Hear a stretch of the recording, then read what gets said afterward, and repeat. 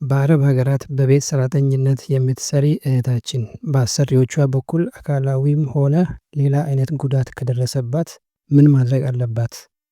የት መሄድ ትችላለች? መብቷስ ምንድነው? የሚለውን በዚህ ቪዲዮ አቅርቤላችኋለሁ። ይህን ቪዲዮ እስከመጨረሻ በመከታተል ለራሳችሁም ሆነ ለጓደኞቻችሁ ልትደርሱ እንደምትችሉ ተስፋ አድርጋለሁ። አስታውሱ፣ ብቻችሁን አይደላችሁ።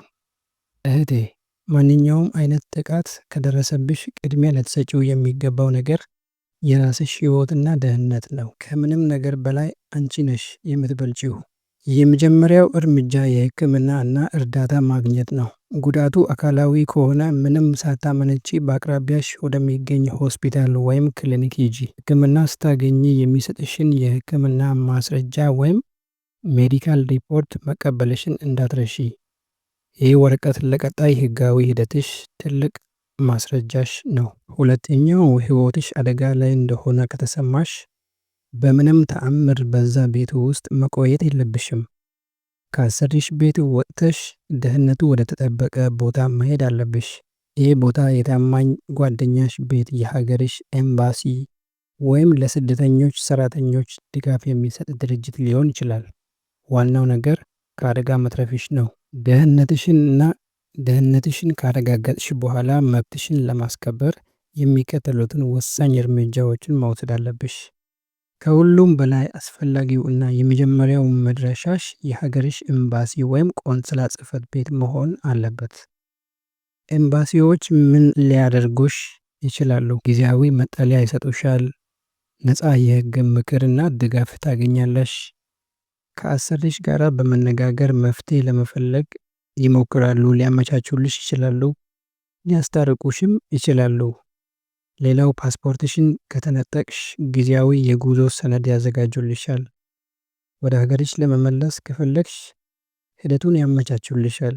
ስለዚህ የመጀመሪያ ስልክሽን ወደ ኤምባሲ መሆን አለበት፣ መደወል አለብሽ። ከሁሉም በላይ ወደ ኤምባሲ ስትደውይ መፍትሄ ታገኛለሽ። ሌላው ሊሆን የሚችለው አማራጭሽ ለአካባቢው ፖሊስ ማመልከት ነው።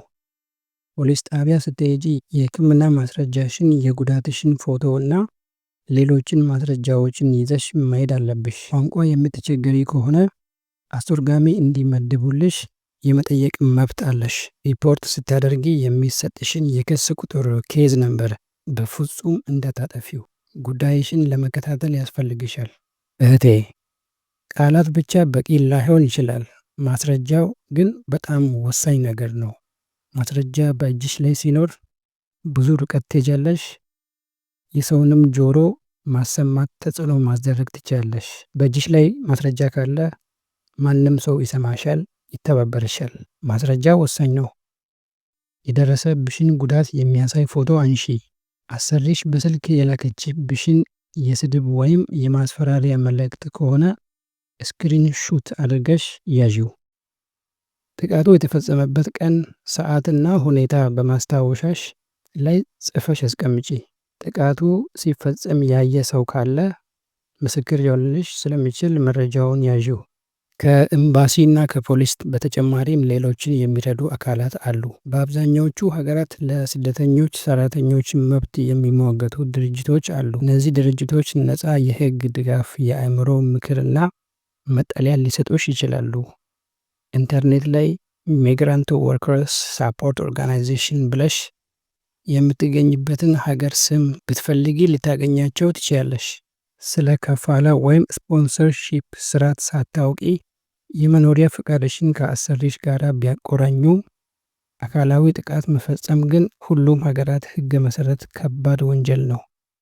አሰሪሽ አንቺን የመምታት፣ የማሰር ወይም ደመወዝሽን የመከልከል መብት በፍጹም የለውም። ህጉ ከአንቺ ጎን ነው። እና ቪዲዮውን ሳጠቃልለው ዝም አትበይ።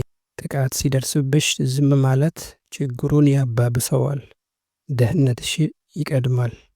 ወዲያውኑ የሀገርሽን ኤምባሲ አነጋግሪ። ማስረጃሽን ሰብስቢ። አንቺ ጠንካራ ሴት ነሽ እና መብት አለሽ። ይህንን ቪዲዮ ለምታውቂያቸው እህቶችሽ በሙሉ ሼር በማድረግ የድርሻሽን ተወጪ። ምናልባት በአንድ ሼር የአንድ እህታችንን ህይወት እንታደግ ይሆናል። ለተጨማሪ ቪዲዮዎች ቻናላችንን ላይክ እና ሰብስክራይብ በማድረግ እንዳትረሱ።